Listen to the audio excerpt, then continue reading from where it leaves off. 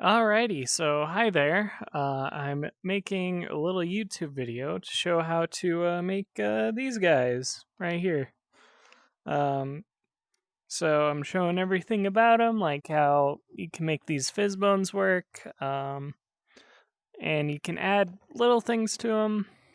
But in general, yeah, this is what you're looking at, a little guy that follows you around.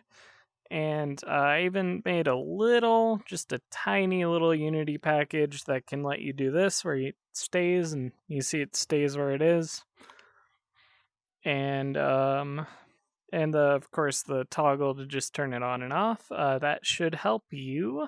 Um, it's a little sporadic because I'm not very good at making videos, but I hope you enjoy and can make your own pets from Kirby or Pokemon or really whatever if you can figure it out. Thank you. Alright, so the first part of this video I want to make is showing you how to get a Pokemon. You can do this with like pretty much any Pokemon. I'm not quite sure. Well, yeah, you should be able to do any Pokemon, but Sword and Shield is a bit easier because you can use the 3DS files. Basically, getting the model is the easy part, getting the animation is the tough part. In this case, we can get the model very easily from this website called Models Resource. They have Sword and Shield, Sun, Moon, X, and Y, whichever one, and they have like pretty much every Pokemon you could want. So you'll want to take it from here because they've done a couple of things to fix up the model. And so we'll just want to download that. So after you download the model, you have the model, but to make it a pet, we want the animations. So what you want is Ohana 3DS here. You want to open it, then you click File, Open, and then you navigate to your extracted RomFS if you've extracted that. And I have just the Pokemon models here. There is a website that will show you how to find the Pokemon you're looking for. And you can do this on the Switch, I'll show that later. But it's easier from the 3DS I found. But we'd want to go Gen 5 and Zora. It's going to be 07228 through 0736. So just to see what we got here, so if I just search 072, and then 28 is the first one, that'll show us our model, and you can even go here and import the texture if you want, which is going to be the second one. Up here it tells you what you need. 1, 2, and then we're going to skip over 3, 4, 5, or 3, 4. You might want to skip over 5 and 6 because what you need for the pet is 7, but if you want to, you can get those. But how you want to import those is you want to go into skeletal animations, you'll click import 28. So that's 1, 2, 3, 4, 5, 6, 7, and you'll find the animations you need. There's your idle, there's your walk, there's your run. I tend to export all three just in case I like one better than the other. So you'll want to export it and name it something you'll remember, like idle. Export the walk. And the run, just for whatever looks better. You can't actually use both with a pet. But that's all you need. You don't even need to export the textures or models because we want to get those from the models resource page. Now, when it comes to Zora specifically and some other Pokemon, if we go into the textures, of this one, you'll find that the eyes and pupils are separated. Unless you want to mess with some like fancy texture tricks, you'll actually want to fix this. And it's actually pretty simple to do with these. So here's what you do.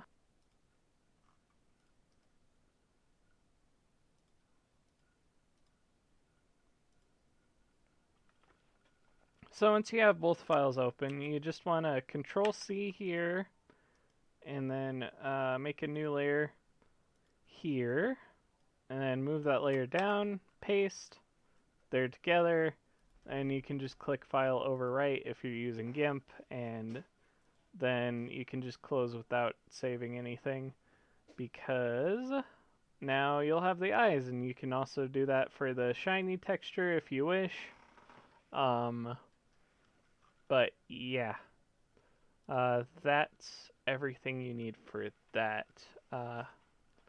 Next, I will show how to do Kirby.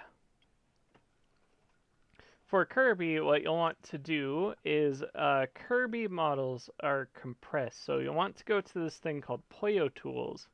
Compression, decompress, add files, and you'll want to find whatever it was. So this works for both of the 3DS games. You'll usually find things in GFX, Step, and then, well, like GFX in general. Common is where you'll find Kirby and the Robobot armor and stuff. Step is where you'll find stuff like this. You'll find all the enemies in here. If you wanted whatever enemies to follow you. For this, I want a gimmick, and that gimmick is the remote robot, which can be found right here. So if you click open and click run, it'll run it. So if you just navigate to the actual folder again, in the step gimmick, you'll find a folder decompressed files, and this is where you'll find it. You'll want to rename it to take off the .cmp because you decompiled it. So now what you can do with that is you can open up Ohana 3DS, and I'm just gonna make it easier, copy this now. File open, and open it here, and you'll find the model. This one you'll want to export. DAE should work. And just open this folder thing. Make sure it's in the right spot. Exports remote Kirby. You'll want to skip over the textures. I'll tell you in a minute why. But you'll also find skeletal animations where you'll find, like a death, a jump, and stuff. The one you're looking for is weight. So idle, walk, and then there's even a run if we want to see about that. Again, just options, as I said with the Zora part. So that should be everything you need, because for the texture, that's going to take a couple more steps specifically for the 3DS. You want BCH to PNG, and you'll just drop it there, and then that'll give you the texture. Just for organization's sake, I'm just gonna throw it in here. Now you may have noticed that texture looks a little bit weird. We want to open it with GIMP. GIMP specifically, I don't know if Photoshop has a similar thing, but as you can see, it's kind of weird. What we want to do is go to Tools, we want to go to Colors, Curves, and then click here. We want to go to Alpha and raise that up. And you'll see we have the full texture now. one thing with this one specifically, it is by default the off version. This little segment here is its eyes. If you want to, you can go to colors, hue, saturation, and just not adjust the hue, but just adjust the lightness and saturation a bit until it looks more like it's on, and that'll look better later, and then you can override it so that you have the texture. One thing you can also do as you've had your textures fixed up is go to this waifu2x website, and then if you throw your file in, it will upscale it after, you know, doing one of these things. And then you can download it, and you can even do this twice if it doesn't get too big, since it's such a small one. It might be a good idea. Like, let me just demonstrate that. You just put it in through again, and then you do another test and click download. And if it works, then it works, and there you go. You go from crusty 3DS texture to better upscaled texture sort of deal. Alright, so just as a short little segment, while I have the 3DS RomFS extraction in the description, because I don't even remember how, I do have the Nintendo Switch one. I'm just going to show you this Jinx emulator. Makes it really easy. You can just right click, extract data, RomFS, choose a folder, and you're good to go. Alright, so for your Pokemon, or really Kirby, but for your Switch games, you'll want to use Switch Toolbox. We'll show Pokemon here. And you want to go to Bin and Pokemon. Or no, wait, it wasn't Bin. It was Bin Archive Pokemon. And just like the other one, you'll want to download the actual model from Models Resource. We just want the animations. So here what you'll need is this website. I'm looking for Yamper. So it's going to be PM907. Don't ask why, I have no idea. Double click on it, it'll open everything. You can go to quick access, models, just to see what we're looking at. And here we see a Yamper. And then we go to animations, and you kind of just have to go through each of them.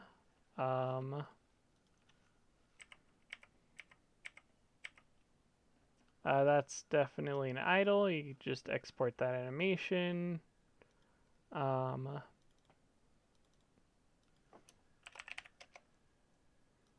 then some kind of attack. I wouldn't mind grabbing that. Maybe that one. It's a little silly. Definitely that one if you wanted like an extra animation. Like, just go through it until we find, that's the walk.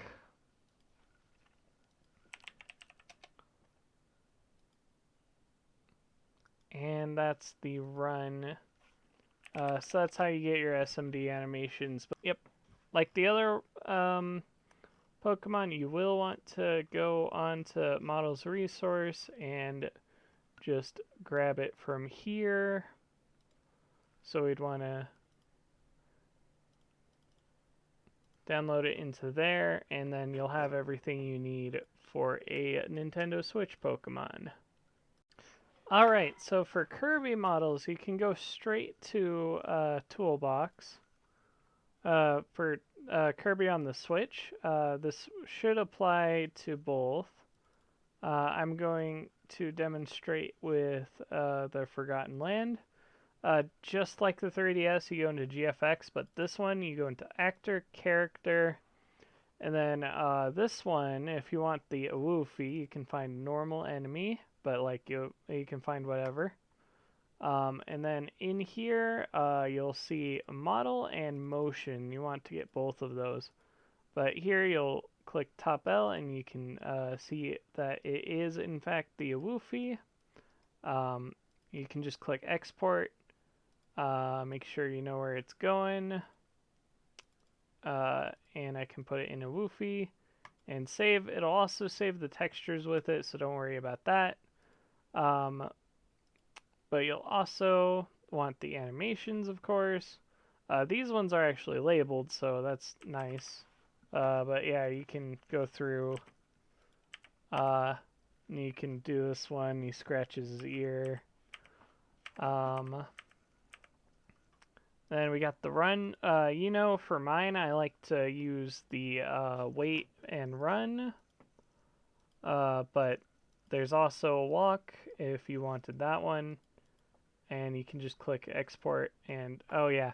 That's a little thing. You want to go down here to SMD and actually export with that. So if you see the BFSKA, you want to change that to wait instead. And then that should have you good to go as long as you have like a walk, a run, wait, that sort of thing. SMD is what you're looking for. Alright, so once you have your model and your SMD animations, you'll want to make sure that you have the add-on. Edit Preferences, Add-ons, you click this Install button and find it. If you don't know how to install add-ons, then you'll click Import and you'll want to find the file that you're looking for. I'm going to go with a woofy, and it's a .dae, so you want to import DAE, navigate to it, export woofy and topl.dae, and you'll have it imported, and everything is good. Don't worry about the texture at this stage. And then import. You'll want to import, and then you'll want to go to import again, source engine, then the woofy, walk, wait, and run. Oops, something weird happened. Half his body's kind of crinkly. Here's how you fix that. You go and you run this Autodesk FBX converter, add FBX converter. Click Add, you find your file, and you have it, change it to an FBX and convert. So just delete everything here, then import that FBX instead. And it might make it really tiny. That's just how it does, I guess. I just scaled it up by 100, just S100. But you can import those SMD again, and it'll work. Now, how you look at your other SMDs is you go into here, the dope sheet, and then the action editor, and just make sure you have this selected so you can see it. You'll see that's the one that was broken.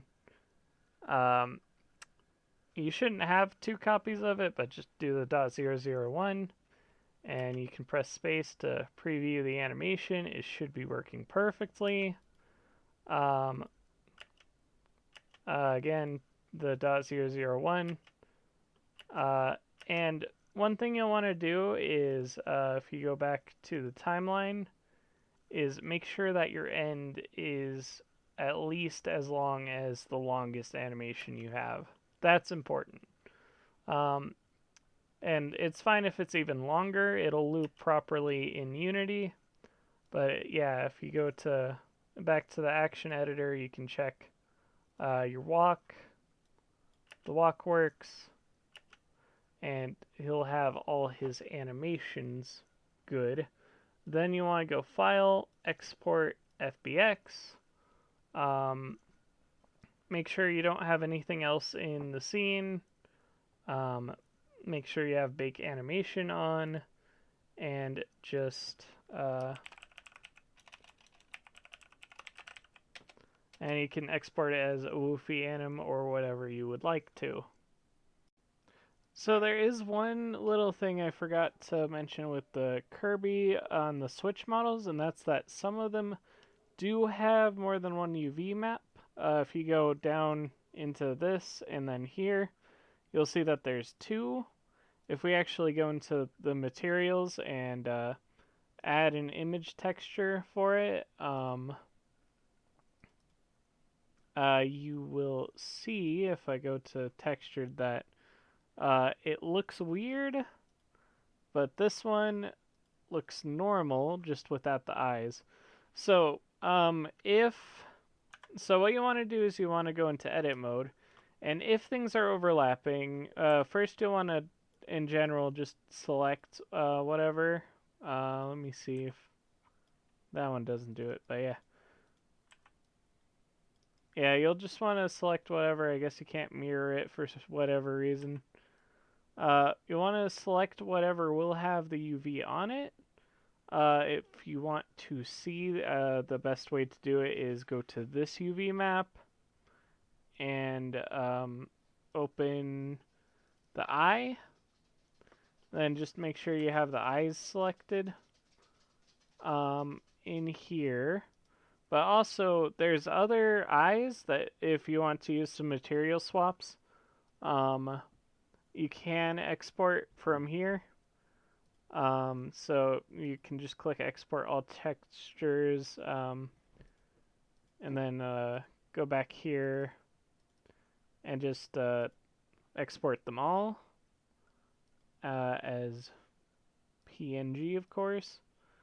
And then just to also make sure that your eye, I think it's eye 2 is the blinking one. So, and it's a little hard to see for whatever reason. If you just go to this color space, one way I found to do it is if you just go to this color space and click raw, you will see the eyes. So just make sure that you have those selected so that if you want to use them, they're selected.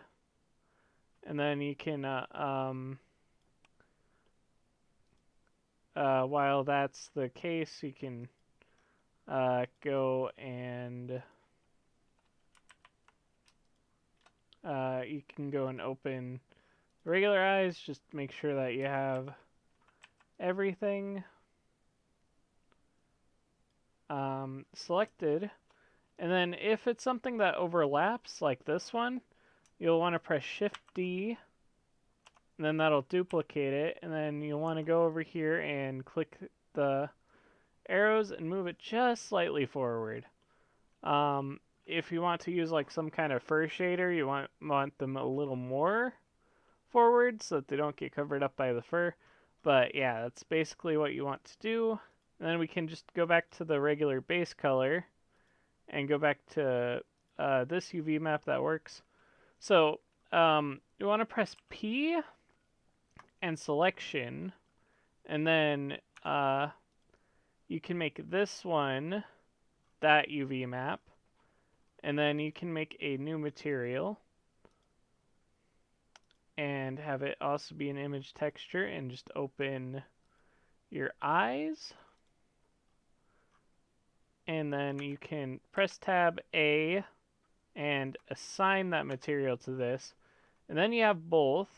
But here's what you do if you have the two UV maps. Here's how you get them down to one.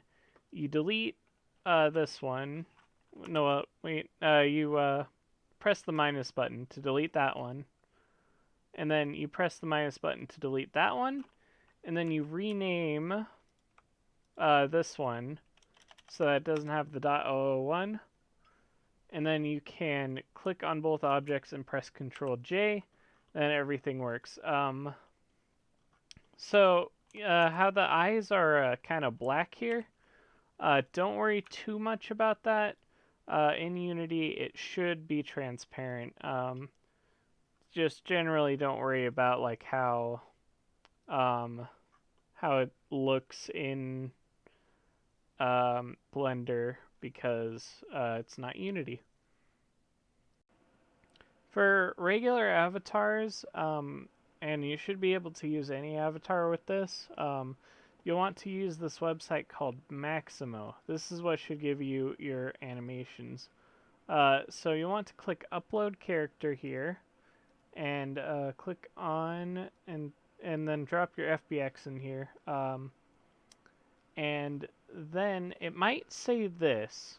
So if it does, there is a way to fix this, and it's kind of dumb. So you want to go into your FBX imported to Blender. You probably already have this.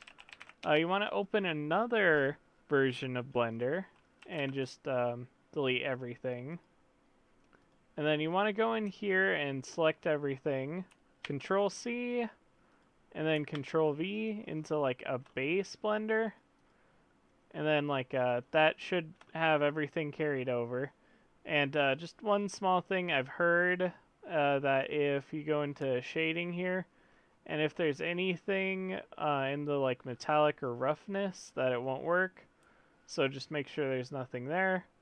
But then you just file export this FBX, and then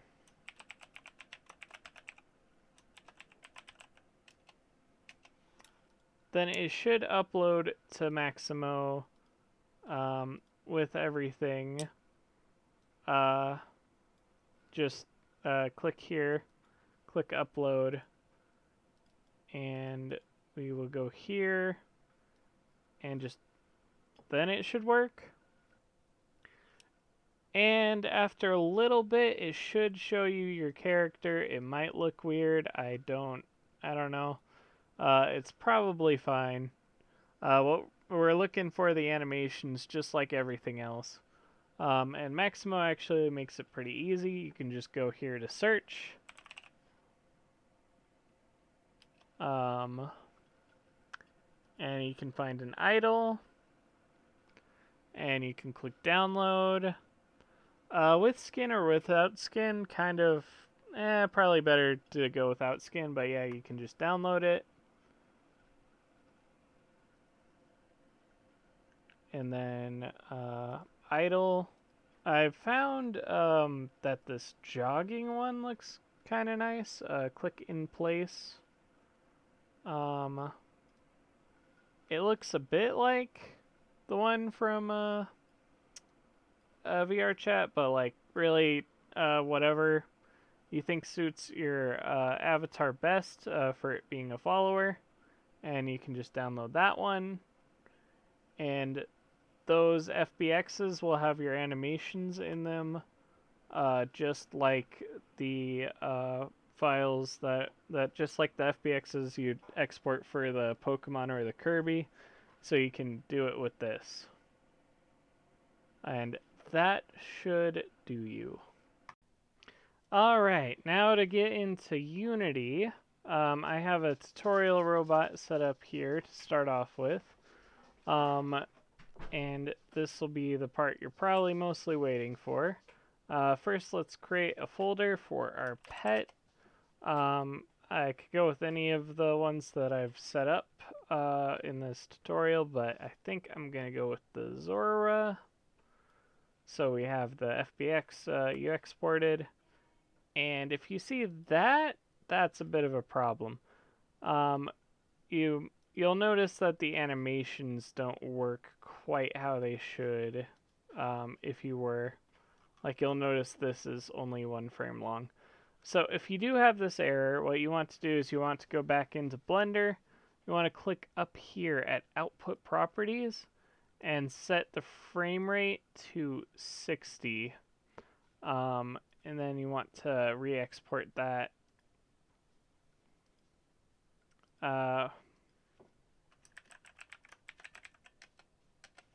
Re-export that, and then You might as well just delete this as you import it again, which I just put it in here, so. And you'll notice that it is, and then you'll also want to get the textures. I'm just going to drag and drop everything in here. And then everything should assign correctly. Sometimes the shaders might not be opaque. If anything's weird, you can just go to materials and extract materials. But yeah, you want to go into, these are the animations you're looking for. You'll want to go over them and press Control D. And by the way, you can just clear that if you still have like the errors. And you'll have these. If you want to test things right now, like it would have been good to if you had issues before, you can go and do this and just drag them directly onto it, and you can preview, and everything should look right. If it cuts off late, oh yeah, that's one thing. So if you did have to do that fix, you'll have to put the samples back down to 30. It'll have the samples at 60.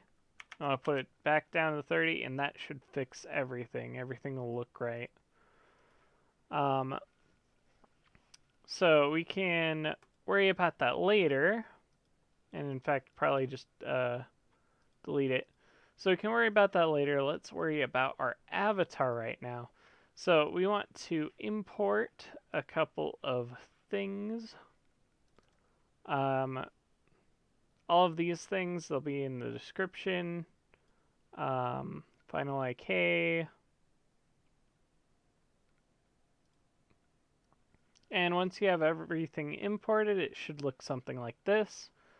You'll want to open up the Avatars 3.0 Manager and put your avatar in here. And effects, you want to add animator to merge. You'll want to go into VR Labs, avatars, follower. Then you see this effects. You'll want to drop it in there and merge on current. And then just make sure your right defaults are all as they should be. Okay, so after that, we want to start installing the actual follower. So what you want to do here is just drag on the follower, and then you can right click and click unpack prefab. And you can take the follower target and move it out. You can go to the container and make an empty, call it pet. This is just best practice, really. And then you can take your pet and put it in here and delete the cube. Then you'll have your pet. And if you want to test things, you can go to Tools and then Enable Avatar 3.0 Emulator. It'll make that little thing. Then you can go into your scene and just test that the follower is working. It should sort of work like that. Now, if your avatar is floating, you can just basically move this follower target to wherever you want it. And like you're kind of done, you can just add an animator to this and you don't really need to worry about it. But what we're going to do is give it a grounder with the VR Labs raycast prefab. So we're just going to drag that onto the avatar, unpack that prefab, throw the floor into the main scene. It'll be good for testing. And then take everything else outside of the raycast and put it like into the avatar. The casting target we want to make sure is zeroed out, and then I would turn off the mesh render because we don't want to see it. And then we would go to the pet, we want to add a parent constraint, and then add a source. And we want to have it be the container here, which, by the way, we also want to delete that cube and sphere. So we want the pet, and then we want to activate that.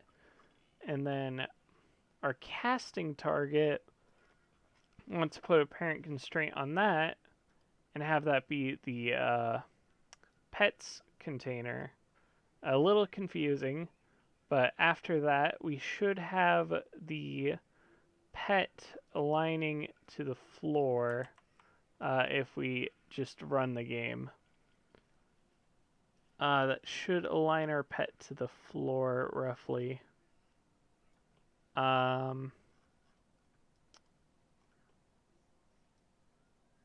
Something like that. I'll show you how to fix that right now. So we want to go to the grounder and make its max step 1. We want to go to up here and make that 0, because it's a raycast, right? So it's kind of just going up until it hits something. We don't exactly want that. We want it to just be sort of around. And then we want to make its foot rotation speed, we want to make that 15, because otherwise it will kind of wig out on like little things. And then you may notice that your pet is like 100 in the sky. We just want to you might want to just take the actual thing and then just sort of like minus it out. That sort of thing is usually what you want to do. Then sort of adjust it slightly so that you can make sure that the feet are touching the ground exactly. And then might want to even run it and just to be sure they're touching the ground, and everything should still be working. And if you're doing it while the game is running, which actually looking at that, just perfect to minus 100 should basically do it. But if you want to, you can click copy component and then paste it. But that should do it as just a minus 100. And that will have your avatar sticking to the ground, or your follower sticking to the ground no matter what. And you can see about sort of where it goes and when it pops, where it like kind of gives up. And you can test that to your leisure. I would recommend trying to have it like at least halfway up your avatar and then a little bit below. But like you can just test it in game and figure that out. Now you might have noticed that your follower, well, first we also want to make it so that your follower kind of follows you and then like stops at a certain radius, because right now it just sort of like stops directly in your legs, and you probably don't want that. So here what we want to do is have a radius of 1, and then y up 0.5. This is just what I've found works for me. You can experiment yourself. And then for this 1.5, and then if we play again, we can see that if we move the tutorial robot around, it'll walk and then sort of stop. Now this is a bit of a hint as to what we will do next, but in order to get our follower to actually animate, we want to add a new layer to our effects, and we want to call this pet anim or something like that. Make sure your weight is 1. And then we will go into our pet, and remember these. We'll actually need to edit them, and this is kind of the tedious part. So you'll want to press F2, and then so you see this here in the pet. We want to tell the animation to go all the way there. So for this one, if you press F2, we can go follower slash container slash pet slash Zora anim slash armature, and then I would copy that, Control C, and then just do that for every animation. If you want to make it go by easier, you can drag directly onto that.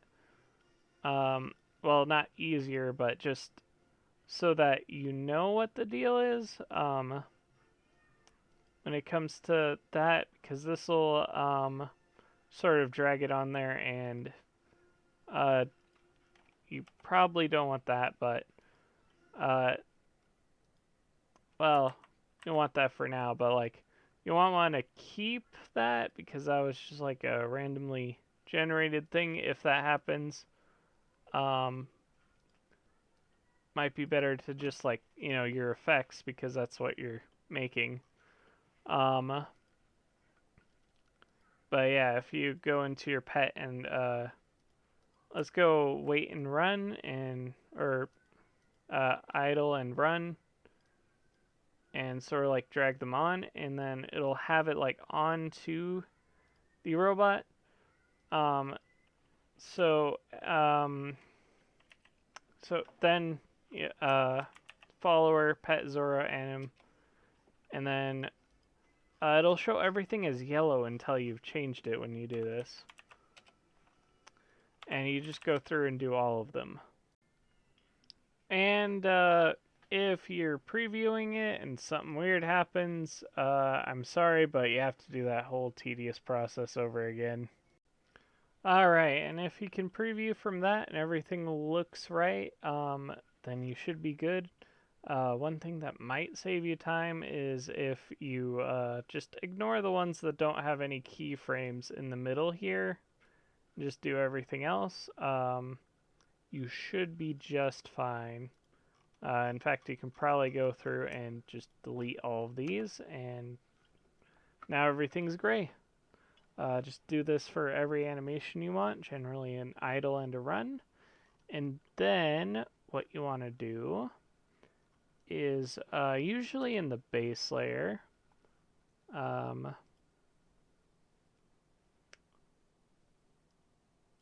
want to, I'm just going to create an empty state for now because I didn't redo the idle. So if you make a transition back and forth and add a condition, follower stop is false to the run and then is true to the idle, and you'll want to put an idle state in there, then you should be good to go. When you do that, you'll find that when you move, it animates.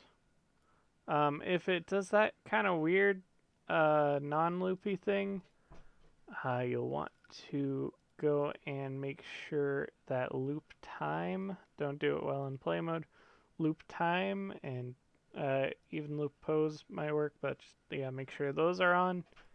And if you go into the scene, you'll see that he runs proper and then stops when he stops.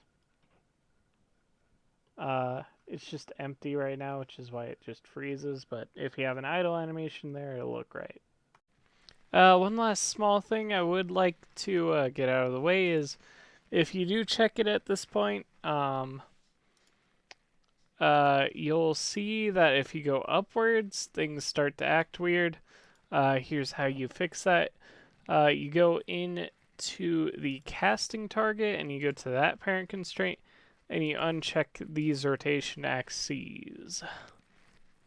And then if we test it again, you'll see if we go up and down that it will not be weird. There you go. And for the sake of completion, I decided to do the animation for the idle so that you can see how it looks transitioning from the idle to the walk. See, perfect. As soon as it gets away, it'll do a little run, and everything works perfectly fine. And just so you know, you want to uncheck has exit time for both of these probably. Probably not while it's running. So that it'll just instantly transition.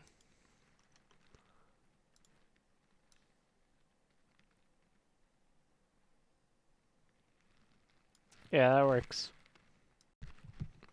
So in order to add physbones to your pet, which you can do, there's a specific way to do it so that they don't kind of move on their own.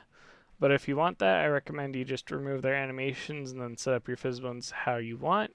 But I usually like to create an empty game object, call it dynamics, usually just in the pet folder, and then add a physbone, and then find the bone you want, throw it in. You'll want to put pull to 1 and spring to 0 and click is animated. Then you can add your radius, however you like to do it, and just sort of do that sort of thing. It doesn't need to be perfect. If you do find that for some reason the ear isn't at the end of the ear with some of these, you just move the end bone so that it is at the end. And that's usually only an issue for like one ear. But you can copy the component, paste component as a new so you get a duplicate, drag in the other bit you want to have as a physbone that you can interact with, and then you got both ears. If I play in the game mode, you can see the ears animate like normal, but you can grab them and push them around and pose them if you like. Just sort of do whatever you want to do with that. And yeah. And as for one little bonus thing, I have set up just a small addition just to help you put in a toggle for your follower and a little stay toggle so you can make them stay in place. Though you will want to do something for that. So you can just click import. I'll try to put it in the description. And what you'll have is a new folder called Pet Edition.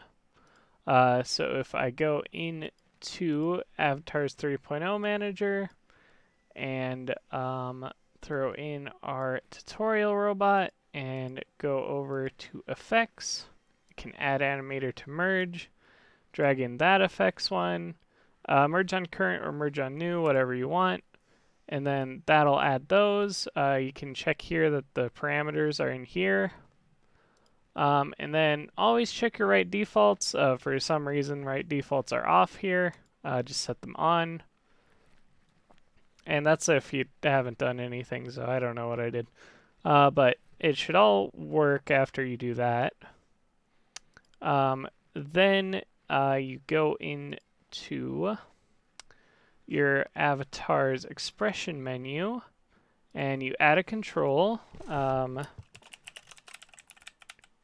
A pet submenu, and just make it a submenu, and you can drag it in.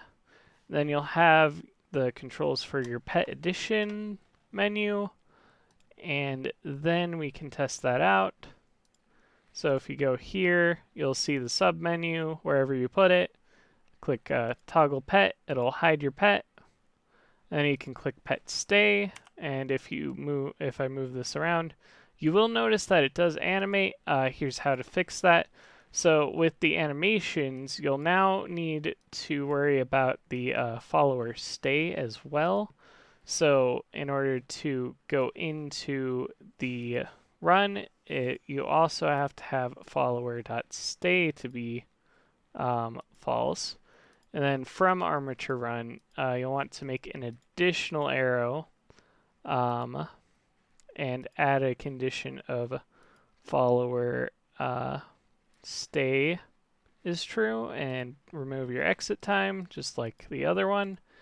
And then everything should work properly so that you can toggle and make your follower stay wherever it is. Just to demonstrate that real quick, I'll show you it moving around. Sometimes it can move really, really fast. It's based on the distance. Yeah, so if I go into the sub menu, you can toggle the pet, make it stay, and it will just stay still. Then come to you whenever you don't have it staying still. So yeah, that works. Now you can just go in and build and upload and all that, and you'll be good to go.